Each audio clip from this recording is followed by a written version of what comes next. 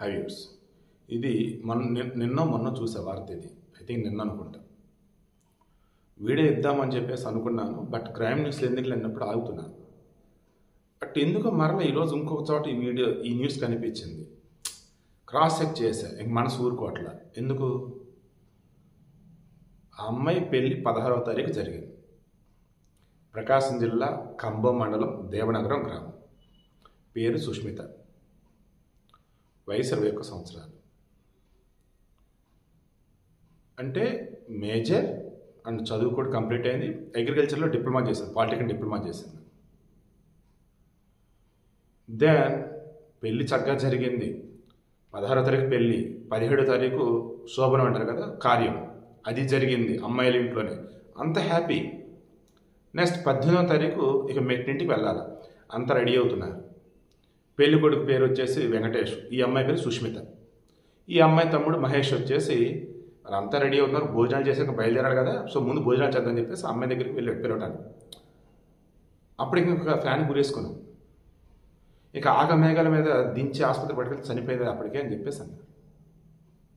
ఇప్పుడు ఆ పెళ్లి కొడుకున్నాడు కదా వెంకటేష్, అతని లైఫ్ సొసైటీలో ఎలా ఉండేది ఒకసారి క్రాస్ చెక్ చేయండి. అండ్ కాళ్ళ పారని కూడా ఆరకుండానే చనిపోయింది కదా సుష్మిత. ఇంక తను లేదు, ఆత్మహత్య చేసుకుంది. నరకంలో గవర్నమెంట్ శిక్షలు అంటే ఆత్మహత్య చేసుకున్న వాళ్ళకి.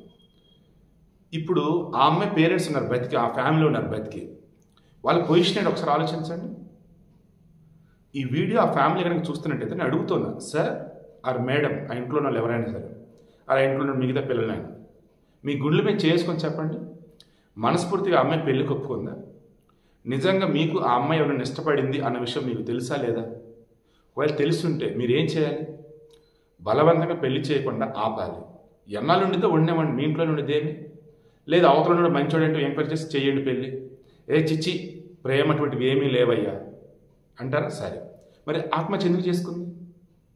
ఫస్ట్ నైట్ రోజు ఆ అబ్బాయి వెంకటేష్ ఉన్న అమ్మాయిని ఇబ్బంది పెట్టాడా? లేదా అమ్మాయికి ఇష్టం లేకుండా పెళ్లి చేశారా? పోనీ అదే ఎంక్వైరీ చేయండి.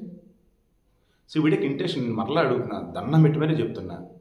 పెళ్లి చేసుకున్న అబ్బాయిలు మొన్న లాస్ట్ ఇయర్ అంతకుముందు ఇయర్ పెళ్లి ఇష్టం లేదని 2 అబ్బాయిలు చనిపోయారు ఆత్మహత్య చేసుకుని. ఇలాగే అమ్మాయిలు అనుకున్న అబ్బాయిలు కూడా చనిపోతున్నారు అలాగే, బలవంత పెళ్లి నాకు ఇష్టం లేదన్నట్టు. సో అబ్బాయిలైనా అమ్మాయిలైనా ఫస్ట్ వాళ్ళ పేరెంట్స్ దయచేసి కూర్చోబెట్టి వాళ్ళకి ఇష్టమా లేదా ఫస్ట్ అడగండి. నెంబర్ 2, వాళ్ళు నన్ను ఇష్టపడ్డామని అంటే మీరు క్రాస్ చెక్ చేసి అవతల వాళ్ళు ఓకే మంచి వాళ్ళు అనుకుంటే పెళ్లి చేసేయండి.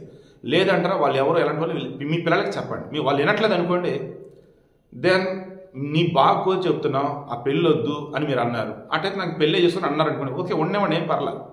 మీకు పుట్టిన బిడ్డ మీకు బరువు కాదు కదా. అండ్ ఆడవాళ్ళైనా మగవాళ్ళైనా పిల్లలైనా పెద్దలైనా దయచేసి పెళ్లి విషయంలో ప్రేమల విషయంలో తొందరపడకండి. ఆత్మహత్య జోలికి దరిదాపులు పోకండి. ఒక మనిషి ఆత్మహత్య చేసుకొని చనిపోయారంటే ఆ ఎఫెక్ట్ కుటుంబాల మీద పడిద్దండి, ఆ ఊరు ఆ చుట్టుపక్కల ఉన్న అందరి మీద పడిద్దండి. అది భరించలేము అసలు. అండ్ సుష్మిత మరణానికి కారణం ఆ ఊర్లో ఉన్న వాళ్ళు ఎవరైనా కనుక ఈ వీడియో చూస్తుంటే దయచేసి కింద కామెంట్లో తెలియచేయండి. ఎందుకంటే ఫ్యామిలీ ఇష్యూ అండ్ పెళ్ళి అయినటువంటి నెక్స్ట్ డేనే కాబట్టి మ్యాక్సిమం పోలీసులు ఆ ఫ్యామిలీస్ 2 కూడా కూర్చొని బయటకు రాకుండా మ్యాక్సిమం క్లోజ్ చేస్తారు.